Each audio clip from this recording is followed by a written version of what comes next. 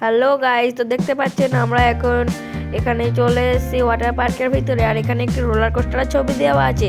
আমরা ওই রোলার কোস্টারে চেপেছিলাম, কিন্তু ভিডিও করিনি, কারণ এখান থেকে যদি ফোনটা পড়ে যায় তাহলে আমাদের ফোনটা ভেঙে যেত।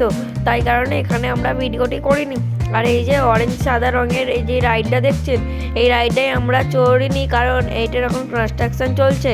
আর এখানে কিছু ডলফিনের ছবি দেওয়া আছে। আর এখানে অনেক লতা পাতা দিয়ে ঘেরা আছে একটি সুড়ঙ্গ। এই সুড়ঙ্গ দিয়ে আমাকে যেতে হবে ওয়াটার পার্কের ভেতরে। তো চলো ওয়াটার পার্কের ভেতরে যাই।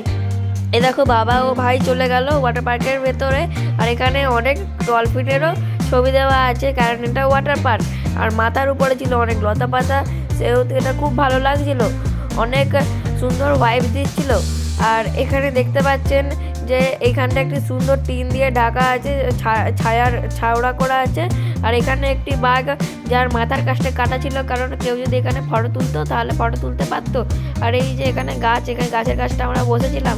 আর মাথার উপরে ছিল অনেক রকমের রাইডস, লাল, সবুজ, নীল। আর এখানে দেখতে পাচ্ছেন এই ঘরটি হলো যে চেঞ্জিং রুম। আর সিলভার কালারের যেটা দেখলেন ওটা হলো যে লকার। আপনার জামা কাপড় এবং অনেক দামি জিনিস যদি থাকে তাহলে সেটাই লকারে রাখতে পারবেন।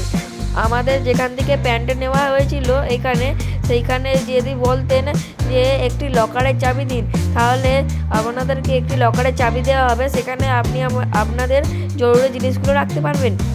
আর ওই ঘরটাতে গিয়ে আপনি চেঞ্জ করে আসতে পারবেন। আর মাথার উপরে ছিল এই রাইডটি আমাকে চড়তে দেওয়া হয়নি, কারণ এটি বড়দের রাইড। যেহেতু আমার বয়স এখনই 12 বছর, সেহেতু আমাকে এই রাইডটি চড়তে দেওয়া হয়নি।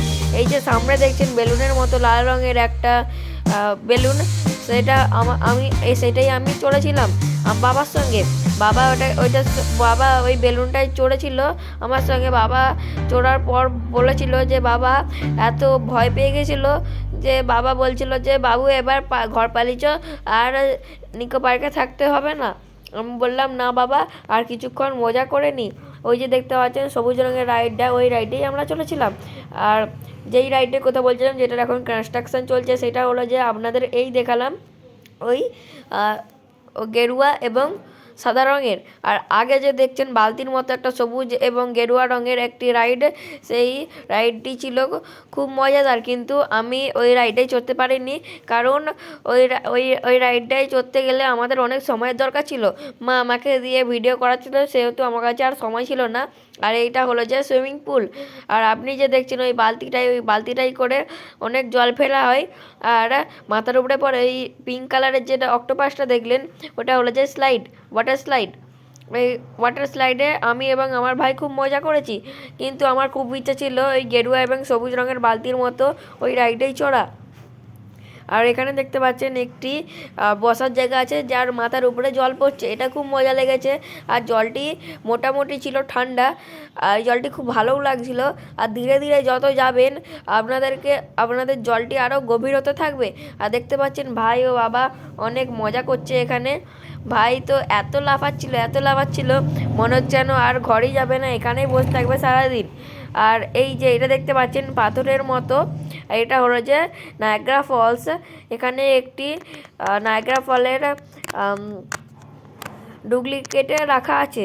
আর এই যে দেখতে পাচ্ছেন নীল রঙের এবং লাল রঙের ওইদিকে একটি ব্যারিয়ার দিয়ে ঘেরা একটি জায়গা, ওই জায়গাটাই হলো যে বাচ্চাদের জন্য। আর ওই জায়গাটায় আমি এবং আমার ভাই খুব মজাও করেছি।